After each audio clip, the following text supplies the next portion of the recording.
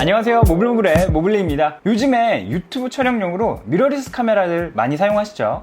특히 가격도 풀프레임 대비 좀 저렴하고 화질도 준수한 크롭 미러리스 카메라들의 인기가 아주 많은데요. 제가 유튜브 시작하고 그동안 풀프레임의 A7M3, 니콘의 Z6, 캐논의 EOS R, RP 이런 풀프레임 카메라들도 사용해봤지만 바디 가격도 비싸고 렌즈 가격도 비싸고 무엇보다 무게가 많이 나가서 유튜브용 영상을 촬영하는 데는 휴대가 간편한 크롭 미러리스가 더 편하다고 느껴졌는데요. 이제는 풀프레임하고 크롭의 영상 화질에서 차이점은 얕은 심도, 저조도 정도인데 일반적인 이렇게 삼각대 올려놓고 밝은 조명이 있는 곳에서 찍는 거로는 차이를 느끼지 못할 정도로 요즘 크롭 미러리스 카메라들의 성능이 많이 올라와 있습니다. 기존에 제가 알파 6400과 M6 마크2를 사용하고 있었는데 이번에 욕심이 나서 니콘의 Z50을 같이 사버리는 바람에 이렇게 비슷한 급의 새 바디를 한 번에 비교할 수 있게 되었는데요. 제가 크롭 3대장이라고 했는데 이 위에 크롭 킹이 있어요. 킹!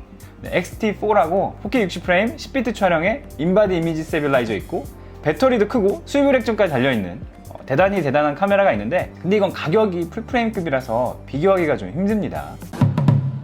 자, 그래서 화질을 비교하면서 일단 풀 HD 30프레임 화질 그리고 저조도 테스트 들어갈 거고요. 4K 30프레임 화질, 저조도, 손떨림 방지 그리고 4K 촬영했을 때 롤링 셔터 현상 있죠. 그것도 같이 비교해 볼 거고요.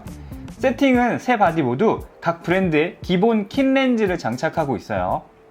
그리고 스탠다드 픽처 스타일에서 최대한 같은 노출 세팅으로 촬영했습니다. 참고로 화이트 밸런스도 모두 오토로 설정했어요.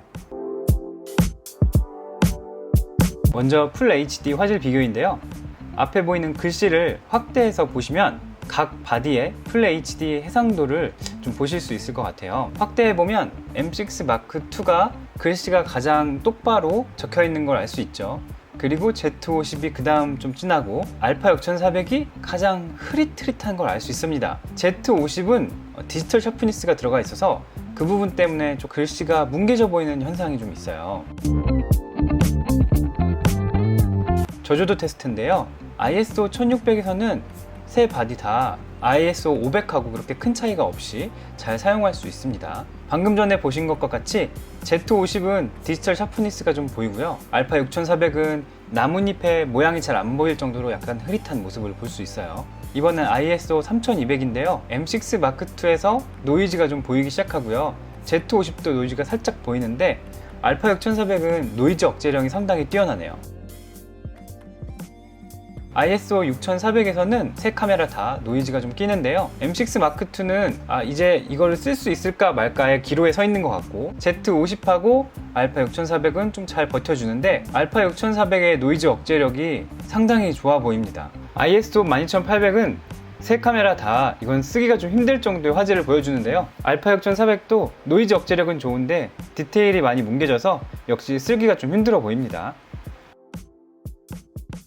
ISO 26500은 알파 6400과 Z50만 있습니다. 알파 6400이 갑자기 초점을 못 잡는 현상이 나타나기 시작했어요.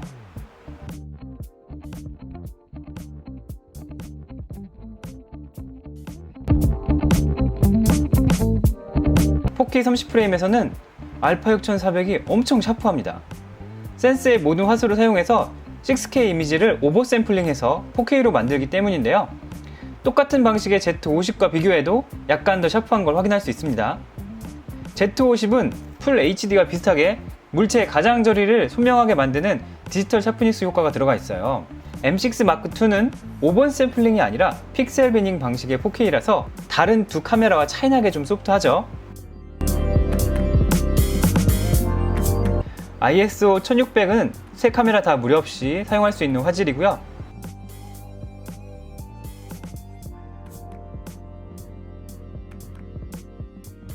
ISO 3200으로 넘어왔는데요. ISO 3200은 아까 풀 HD 3200보다는 훨씬 노이즈가 없는 모습을 세 카메라 모두 보여주고 있습니다. ISO 6400인데요. 노이즈가 확실히 적기 때문에 세 바디 다 6400까지는 잘 쓸 수 있을 것 같아요. 대신 M6 마크2 같은 경우에는 조금 화질이 다른 두 카메라에 비해 좀 많이 떨어지는 걸 확인할 수 있었습니다. 그 다음은 ISO 12800인데요. 이 정도는 급할 때 사용할 수 있겠다 정도의 화질이긴 한데 웬만하면 안 쓸 것 같긴 합니다.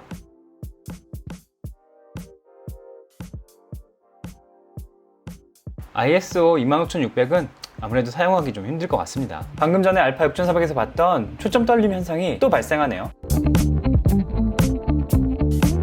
다음은 손떨림 방지 테스트인데요. 모든 카메라가 센서 시프트 방식의 손떨림 방지가 들어가 있지 않아요. 렌즈의 옵티컬 이미지 스테빌라이제이션으로만 떨림을 잡아야 하는데, 캐논과 니콘은 주변부를 희생해서 디지털적으로 보정해주는 디지털 이미지 스테빌라이제이션 기능도 함께 있어서 함께 테스트 해보았습니다. 소니의 키트렌즈 손떨방이 성능이 가장 떨어져 보였고요. 캐논 키트렌즈 손떨방은 그보다는 아주 약간 나아 보입니다. 니콘 렌즈의 손떨방이 상당히 좋아 보였는데요. 스펙에서도 렌즈 혼자 5스탑 손떨방이 가능하다고 해요. 다음은 M6 Mark2의 디지털 손떨방 1단계를 켰고요. 니콘의 Z50은 광학식 손떨방에 노멀 모드와 스포츠 모드가 따로 있는데요. 스포츠 모드로 바꿔보았습니다.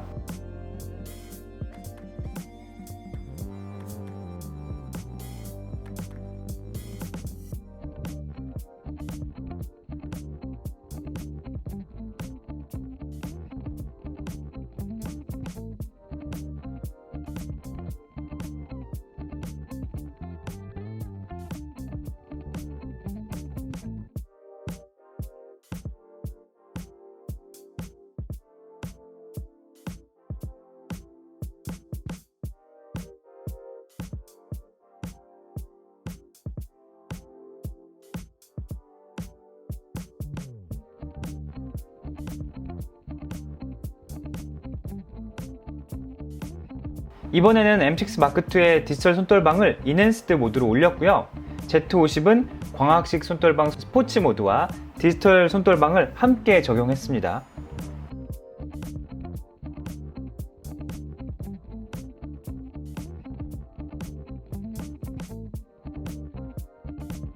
M6 Mark2의 디지털 손떨방 인핸스드 모드는 크롭이 많이 되고 화질도 조금씩 저하가 됩니다. 화면이 울렁거리는 현상도 조금 더 심해져서 일반적으로 사용하기는 좀 힘들지 않나 생각이 들었습니다. Z50의 디지털 손떨방 같은 경우에도 그냥 고정으로 촬영할 때는 굉장히 좋은데, 지금 보시는 것 같이 계속 흔들리는 화면을 상쇄해주는 기능으로는 거의 안 쓰는 게 나을 정도로 화면 울렁거림이 심했습니다. 마지막으로 롤링 셔터 현상 비교를 해보겠습니다. 롤링 셔터 현상이란 카메라가 센서를 한 번에 읽지 못해서 순차적으로 읽어가면서 센서의 리드아웃 속도가 느릴수록 화면의 상이 빠르게 움직이면 왜곡이 되는 현상을 말합니다.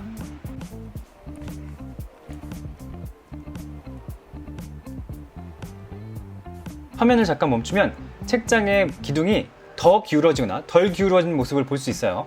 M6 Mark2가 제일 롤링 셔터 현상이 적고요. 그 다음이 Z50, 그 다음이 알파 6400입니다.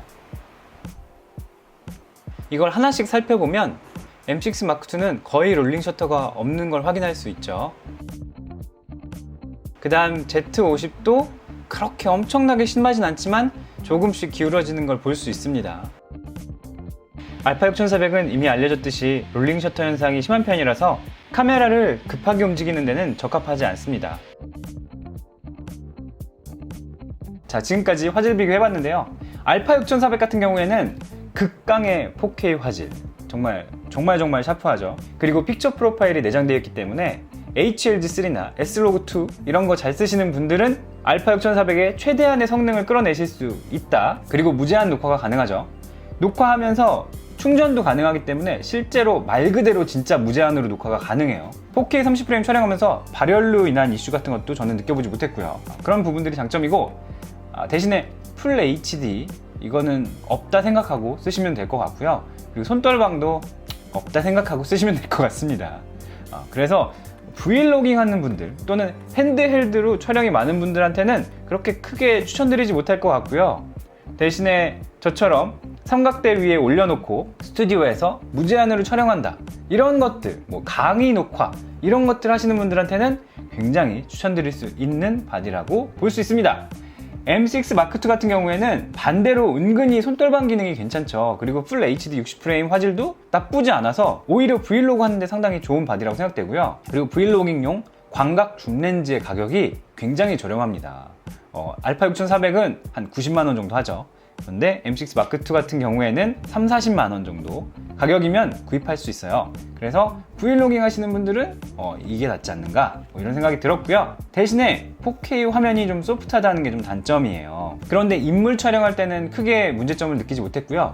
지금 제품 촬영 같이 좀 샤프하게 나와야 된다 이럴 때는 약간 문제가 될 수도 있을 것 같네요. 그리고 마지막으로 Z50 같은 경우에는 개인적으로 그립감도 좋고 풀 HD 4K 화질도 굉장히 준수하죠. 그리고 손떨방도 좋고 뭐 다 갖춘 카메라가 될 뻔했는데 LCD가 이렇게 내려오는 게 렌즈에 LCD가 가려요. 렌즈에 LCD가 많이 가립니다. 그래서 쓰기가 굉장히 불편해요. 실제로 써보면 더 불편해요. 정말 잘 만들어 놓고 아주 모래로 팍 뿌려놨죠. 그냥 수입을 액정 달아주지 왜 그랬을까. 그리고 네이티브 렌즈가 소니나 캐논 같은 경우는 이미 많이 나와 있죠. 근데 니콘은 첫 번째 크롭 미러리스라서 네이티브 렌즈가 많이 없어요. 네이티브 렌즈가 지금 킨 렌즈랑 요 망원 렌즈 요거밖에 없습니다. 그렇기 때문에 렌즈가 좀 부족하다. 대신 어댑터를 사용해서 옛날 DSLR용 렌즈를 사용할 수 있지만 뭐 크기도 좀 커지고 아무래도 네이티브 렌즈보다는 조금 AF 소음도 있고 막 그래요. 대안은 있지만 렌즈가 좀 부족하다.